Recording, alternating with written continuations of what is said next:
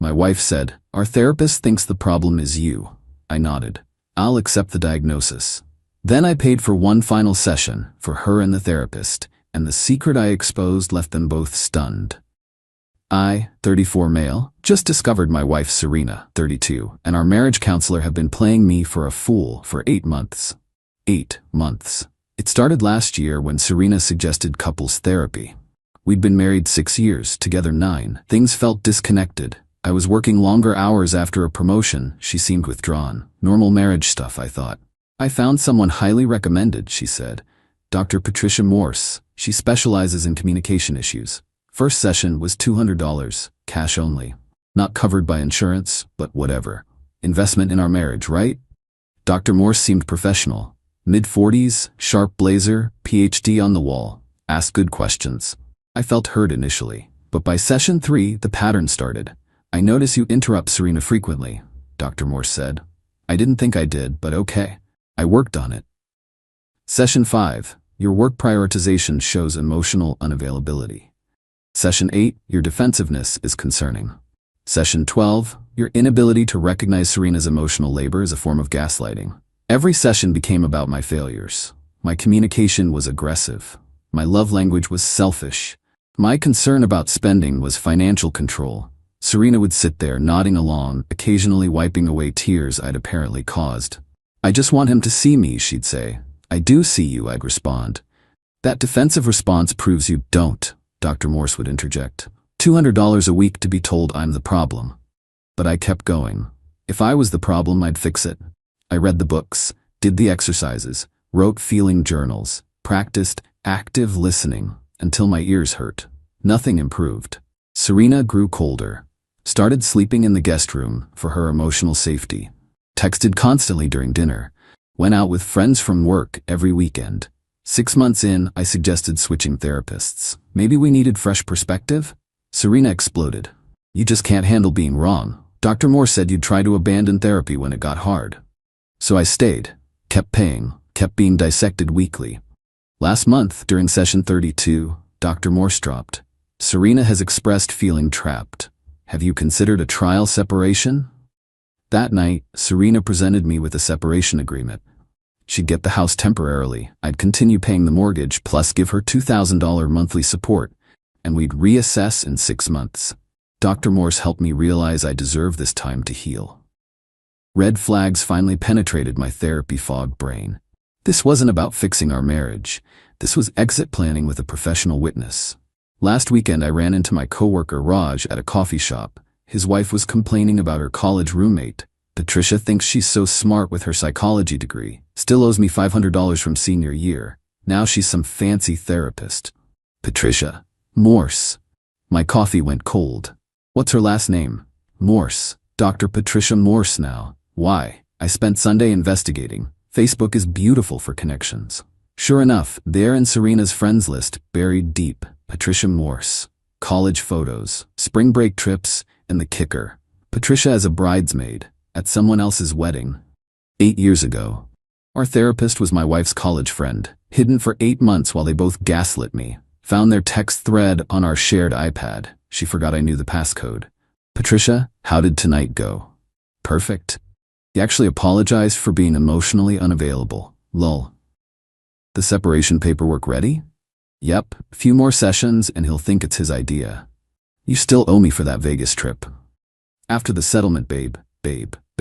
More texts, planning sessions, laugh emojis about my journal entries, strategy for making me look unstable. I screenshotted everything. Then dug deeper. Dr. Patricia Morse? Not licensed in our state. Licensed 3 states away. Practicing here illegally. That's a crime. Those cash payments? She insisted on cash for easier insurance claims. Insurance we weren't using. Every check I wrote went to Morse Counseling Services LLC. No paper trail except my detailed checks with marriage counseling session and dates in the memo. $200 by 32 sessions, $6,400 in unreported income. Tax evasion. The checks cleared through her home address, where she lived with her husband, who traveled Monday, Thursday. Our sessions? Always Tuesday evenings. I had everything. Text evidence of the friendship, proof of practicing without state license, Evidence of fraud, tax evasion documentation, conspiracy to commit marital fraud. Tuesday came. Session 33. How are we feeling this week? Patricia asked. I've been thinking about the separation. I'll accept your diagnosis, Dr. Morse. I am the problem. They exchanged a look. A tiny smile. That's very mature, Patricia said. So I'd like to share what I've learned in therapy. May I? They nodded, probably expecting self-flagellation. I pulled out my phone. I've learned about boundaries, like the boundary between therapist and patient. Serena, did you know Patricia was your college friend? Silence. From your bridesmaid photos and these texts, I started reading. He actually apologized for being emotionally unavailable, lol. Patricia went white. Those are out of context, like your license? The one not valid in this state? We should end this session. Sit down. I paid for these 40 minutes. I laid it all out. Every text, every lie, every manipulation, their plan to make me think I was crazy. By the way, Patricia, does your husband know you see clients at home when he's traveling? You're threatening me? I'm informing you. Like you informed me I was gaslighting my wife. Speaking of which, the actual definition of gaslighting, it's what you two did. Serena was crying. Real tears this time. Here's what happens. Serena, you want divorce? File honestly. No false abuse claims, no manufactured evidence, just irreconcilable differences. Or I report Patricia to the state board, IRS, and her husband. This is blackmail, Patricia shrieked. This is consequences. I stood up, pulled out one last check, $200. Memo line, final session, full disclosure achieved. For your records, Patricia, you'll want to report this income. Filed for divorce the next day. Patricia shut down her practice within a week. Serena moved back with her parents. The truth cost me $1,600 in fake therapy. Freedom from manipulation? Priceless. Update 1. The extinction burst was spectacular. After that final session, Serena went into overdrive. Not with apologies, with accusations. She told everyone I'd verbally attacked her therapist and threatened them both. Her version painted me as an unstable man who stalked Patricia's personal life. Her mom Janet called screaming, "How dare you threaten that poor woman?" I exposed their fraud, Janet. Dr. Morse said you show signs of narcissistic personality disorder. Dr. Morse isn't licensed to diagnose anyone here. Click. But Serena's real play came Thursday. I got served at work. Restraining order request for emotional abuse, stalking, and threatening behavior. The evidence? A letter from Dr. Patricia Morse stating I'd exhibited concerning behavioral patterns, and she feared for Serena's safety. Cute, except Patricia's letterhead still listed her as licensed in our state. Fraud on fraud. My lawyer Garrett laughed. She submitted evidence from an unlicensed practitioner who's her secret friend, gift-wrapped. We responded with our filing, all the screenshots, all the texts, plus something new. Those girls' nights, every weekend. Credit card statements showed hotel charges. 30 minutes from our house. I'd ignored it before, trusting her. But now, the hotel had security footage. Garrett subpoenaed it. Serena entering hotels with a man. Not me. Derek from her office. The affair started 4 months ago. Right when Patricia started pushing trial separation. The restraining order hearing was yesterday. Judge read Patricia's letter, then asked, "Is Dr. Morse present?" "No, Your Honor. Medical emergency." "Is she licensed to practice in this state?" Silence. Garrett stood. "Your Honor, we have evidence Dr. Morse is not only unlicensed, but was conspiring with Mrs. Henderson to create false documentation. We presented everything. The texts, the friendship photos, the hotel receipts, security footage of Derek. Judge denied the restraining order, warned Serena about filing false reports. Outside court, Derek's wife Melissa was waiting. She'd hired a PI after Derek started working late. The PI found the same footage. "You're Serena?" "Yes," slap. Not advocating violence. But the sound was crisp. "Stay away from my husband." Serena ran crying. But bigger problems were coming. The IRS really does care about unreported income, especially when someone files Form 3949A with detailed documentation of $6,400 in cash payments. And the state licensing board, very interested in people practicing without credentials. That's a felony. Patricia's husband called. "Please, this could ruin her career." "What career?" "She's not licensed here. She's working on transferring. 8 months of fraud is temporary?" He texted later. "She told me everything. We're getting divorced." Serena's lawyer reached out about settlement. She wanted the house, alimony, half my 401k. Garrett's response, no. Clean split offer. She keeps her car and hotel debt. I keep everything I paid for, which was everything. That's not fair. Neither was 8 months of conspiracy. Would she prefer fraud charges? Meanwhile, I started real therapy with actually licensed Dr. Kim. So you were in fake therapy for 8 months? Yep. How does that make you feel? Like I need real therapy. We both laughed. Healing begins somewhere. Derek's wife sent me a fruit basket. Note said, thanks for the evidence, Melissa. Update 2. 1 month later. The spiral accelerated. Patricia threw Serena completely under the bus, facing IRS penalties of $11,000, back taxes, penalties, interest. Patricia's lawyer claimed the $6,400 was actually loans from Serena that I'd paid back.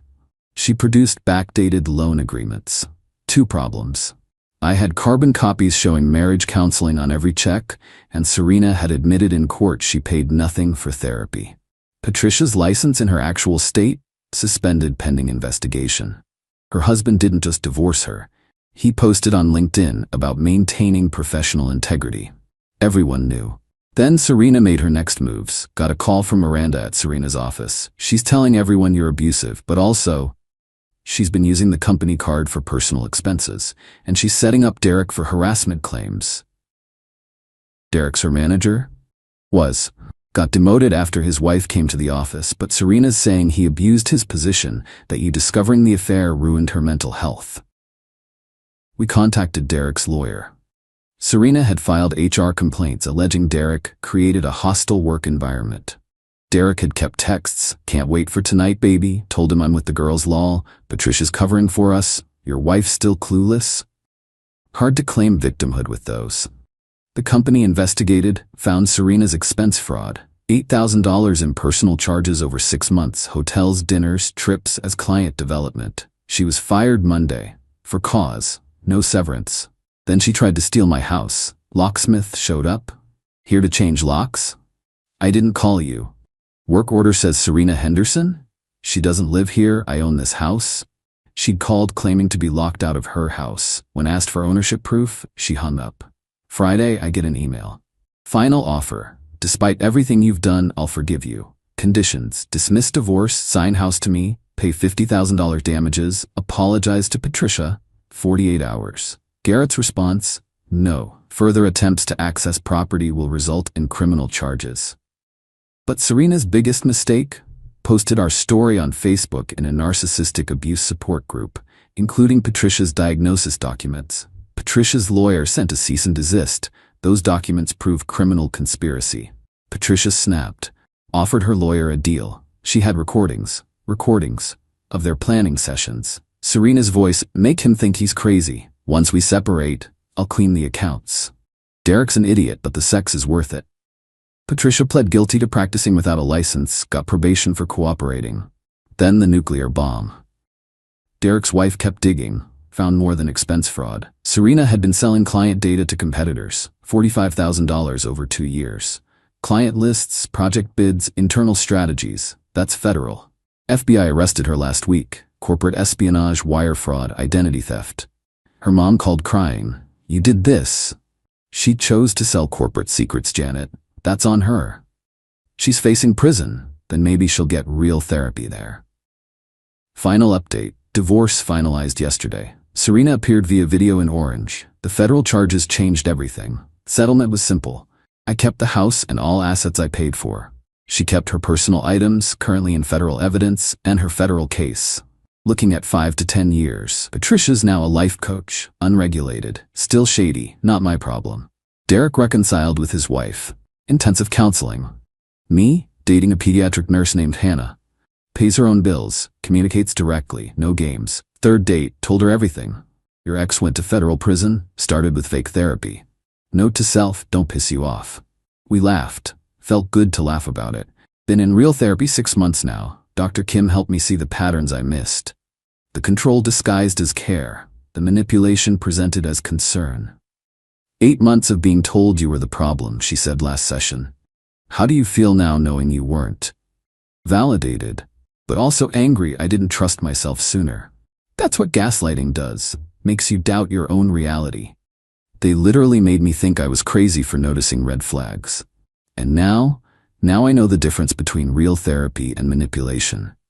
The financial tally: fake therapy, $6,600. Real therapy, $1,800 and worth every penny.